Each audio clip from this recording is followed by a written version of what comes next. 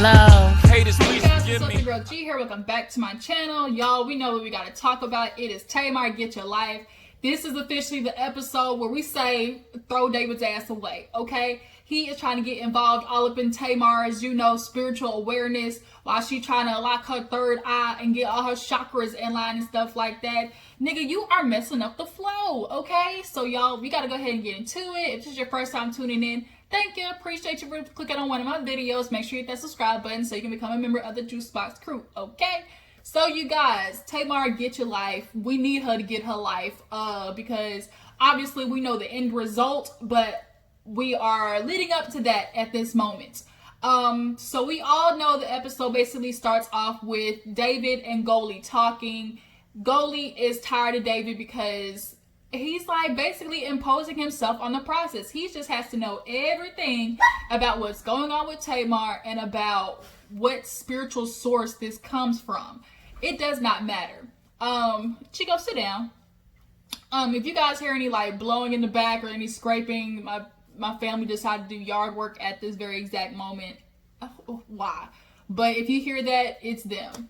But nonetheless, you guys, so Tamar actually ends up seeing Goli and then looks at that little pink shirt thing and was like, what is this? She was like, yeah, they're basically trying to make me seem lighter. So, Goli doesn't, so David doesn't think I'm some like devil or witch. And on top of that, it's like, he seems to be even more pressuring the situation because his family's coming in from out of town. And he's so like persistent on, what am I supposed to tell my family about Goli?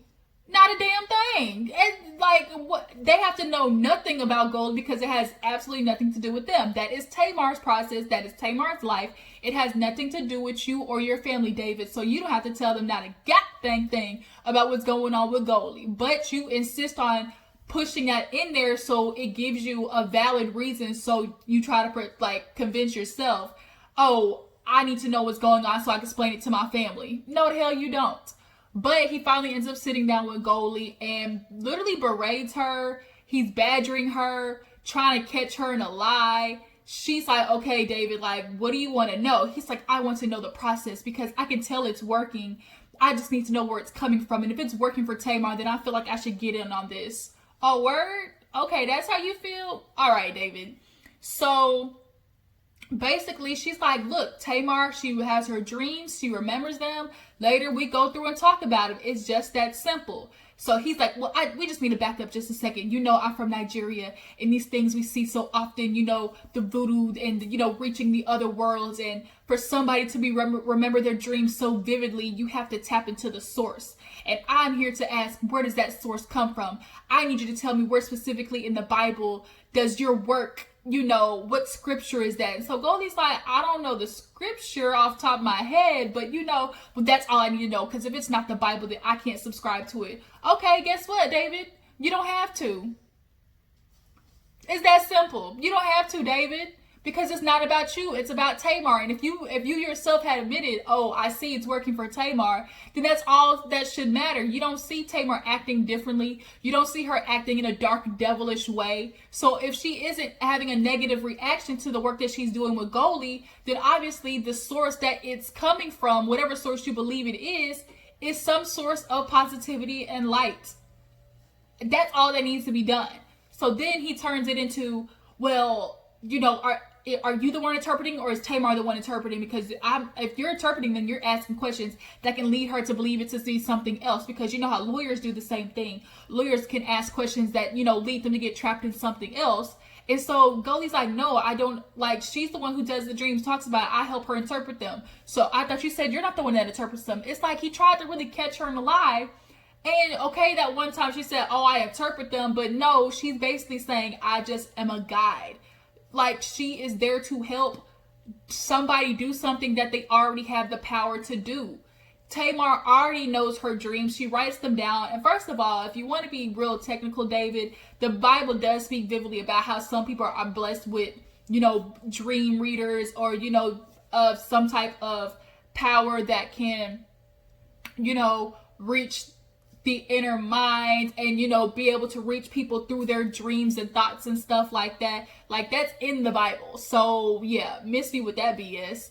And I know of people, because I particularly am kind of one of them, like, who are just blessed with the capability to know, have a spiritual awareness when things don't feel right. You have your gut feeling. You are, so everybody has their third eye. Some people just are not blessed enough and open enough to tap into it. David clearly is not one of them, but because he can't tap into his, he want to freaking judge Tamar for, doing that herself. And Goli's starting to realize, oh, maybe it's not Tamar. Maybe David here is the source of the negativity and, the constant judging and the imposing himself. Maybe he's the one doing the voodoo, So, but yeah, I absolutely do believe people have the capability of, like, understand dreams, read them, and help it possibly, prophesy something that's coming to the future. I've had my own experience with it, having my own dreams,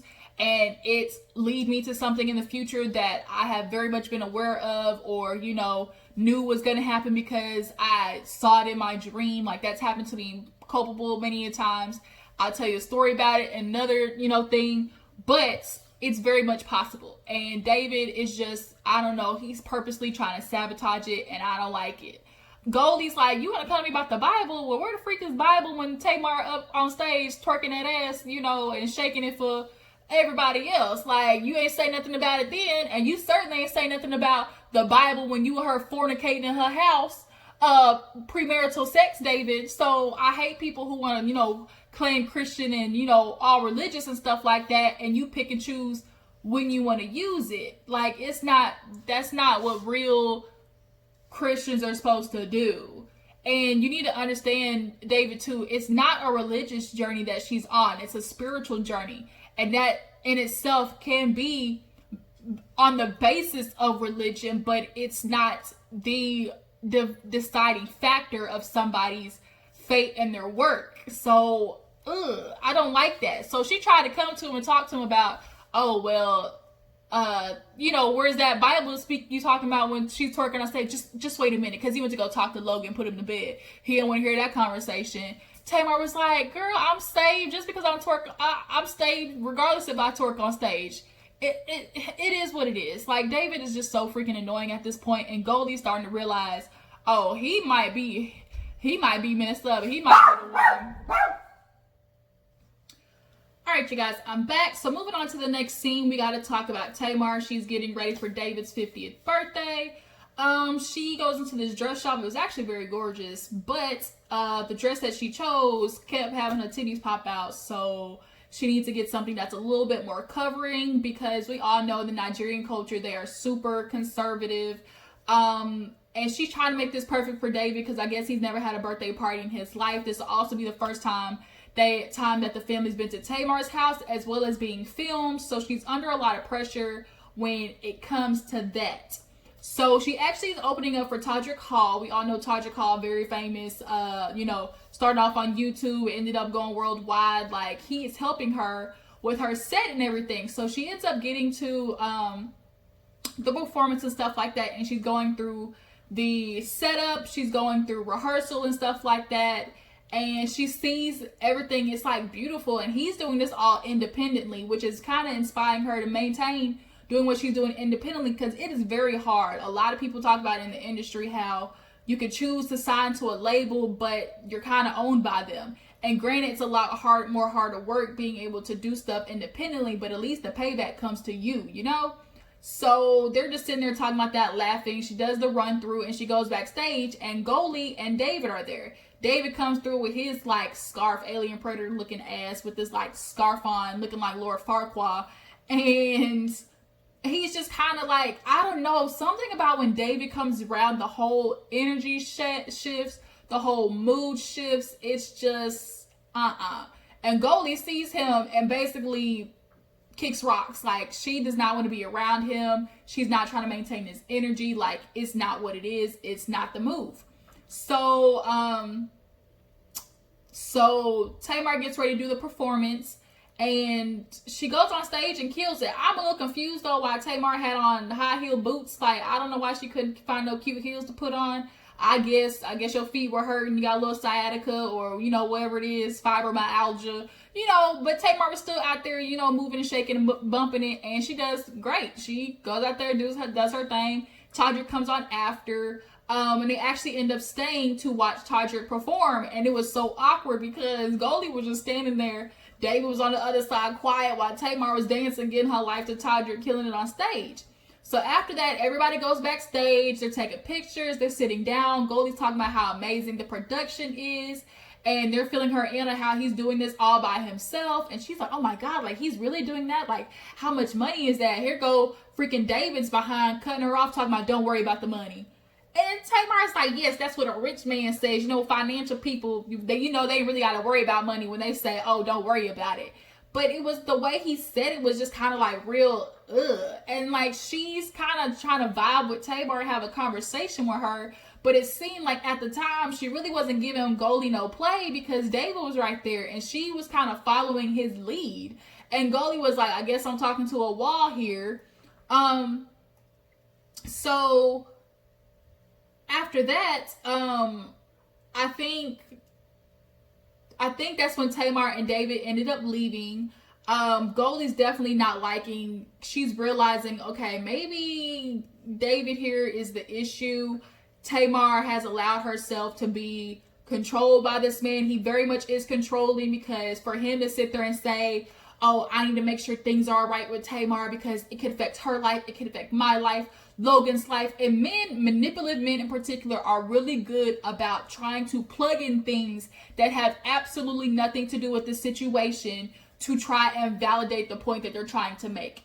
Here you are trying to plug in Logan into all of this like he has absolutely nothing to do with Tamar's creative process, but you're making it seem like it's our souls at stake here. What? Like I said last time, you were making it seem like Goli's having her go around the house with freaking sage and voodoo sticks and rub goat's blood all over the house and do full-on rituals, which is like none of that is happening. So Goli ends up finally being able to talk to Tamar individually because they need to get this out the air so they can continue on with the work because she's only there for a short amount of time. So Tamar, her rude self, has her waiting for an hour planning David's birthday. That's one thing about Tamar, though. She is so inconsiderate of other people's time. She does on every show that she's on. She does not give a damn about people's time and where they gotta be. Like, girl, be on time. So she finally sits down with Goli, and Goli tells her she feels very disrespected. She feels very hurt. For him, one, to sit there and try to accuse her of being a witch, and two, all of a sudden bring the Bible into a situation that has absolutely nothing to do with it. Like, word, my nigga, like, you're not gonna let me do this work. And he's very much trying to impose himself with his beliefs because he doesn't understand it. So because you don't understand it, now all of a sudden it's not of Christ. Now, David, if you want to be all biblical and stuff like that, the Bible Bible itself says, lead not unto your own understanding. Huh? So why you doing that? You don't understand it. Maybe it's not for you to understand because it's not your freaking journey, David. Stop trying to make it all about you. So Goli explained to her, like, I don't know what you want me to do with this because I signed up just for you, Tamar. There's no reason for David to be into this. Like, okay, now he wants to sit in on the next process, which she offered to do. But she's not going to get the real, full, creative Tamar because he's going to be sitting there putting his energy in the air, which is going to block off Tamar and not get a real true process or creative period at that time. So now Tamar, she first apologizes, basically saying, it's my fault. I allowed him to come in. I understand everything you're saying, but I want you to understand I don't give no F's about that because I grew up very Christian. My dad was a pastor, so I understand everything. But at the end of the day, like, it ain't got nothing to do with David. And, I shouldn't have allowed him to feel like, he had an opinion in all this because this is my life, Tamar's life. Cool, that's great. Finally, you're realizing, okay, David has nothing to do with this. But now he has already started the process of like slowly trying to kick Goli to the side because he doesn't understand what she's doing. And she then I'm confused at how she put it on herself to be like, oh, I allowed David to insert himself. I told him he can be a part of the process. But really, we didn't see any of that at all, Tamar. Like, David pushed himself into the process. You were telling him, look, I get it. I'm trying to explain to you what it is that me and Goli are doing. But he, on the phone, very much was pushing himself and his beliefs on there. So you really did y'all see that? Like, I'm confused. Drop down in the comments if y'all saw where Tamar allowed him or gave him access or permission into the process. From what I saw, David forced himself through the door. So now it's like, from here on out, like, it's gonna be me and you. And, you know, she really put the responsibility on herself for how that ended up going. And I don't think, you know, like Goli said, David made her apologize on that behalf. I just feel like he very well manipulated her, because we saw what he said on the phone. I don't want you to be the reason, you know, Goli's reputation is tainted. I don't want, you know, I would hate for that to be on you, Tamar, for, you know, to put her on this platform and it mess up her business. You don't want that to be your fault, do you? So if he implants that in her mind, and then later at night, after he gave her some good D, and then, you know, start speaking some sweet nothings into her ear about Goli, and like, he very much could be turning and twisting the way Tamar feels about how it wasn't really her fault. Like, it was David's fault, but he's going to be very good at manipulating and making it seem like Tamar, you know, it was her doing into why he entered this process, which it wasn't. So now moving on, Goli, you know, in the preview we see, because that was the end of the episode after they ended up talking, because then Tamar talks about how it was magic. Like, had she been divorced, her and David would have gone to Vegas and, you know, eloped or whatever. Like, she's saying that basically her and David are a match made in heaven, and she loves her some of him. But just because you love him that much doesn't mean he's good for you. A lot of people don't understand love is just not the one thing that's supposed to keep you in a relationship, period. But Goli, now understanding that, as Goli, I would take a note and to be like, dang, okay, you say you got this magic, and now it's starting to come across and be fully understandable about how David has so much power in this situation.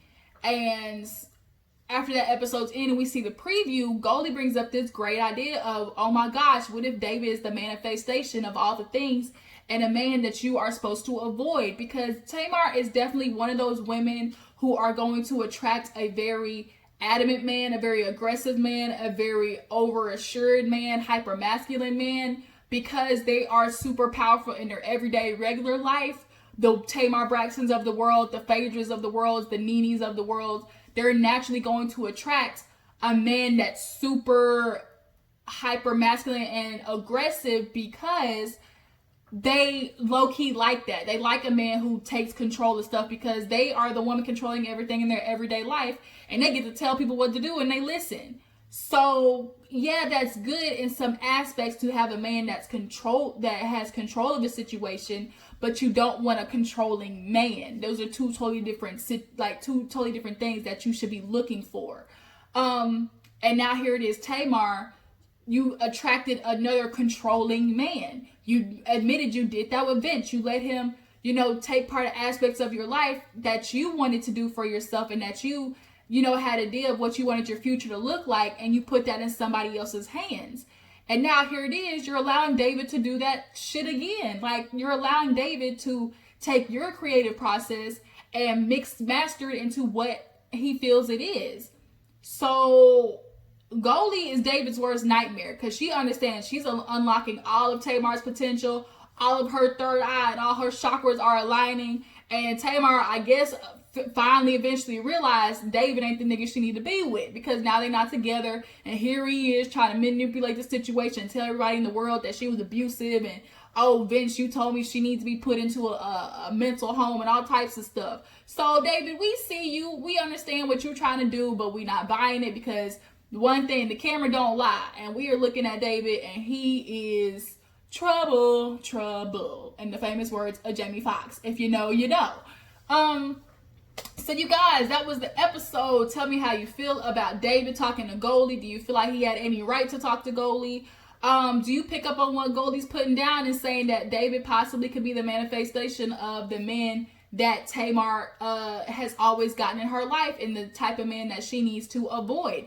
Because sometimes life will bring you that test where it's like, dang, like, why does this keep happening to me? Like, why am I always, getting this type of man?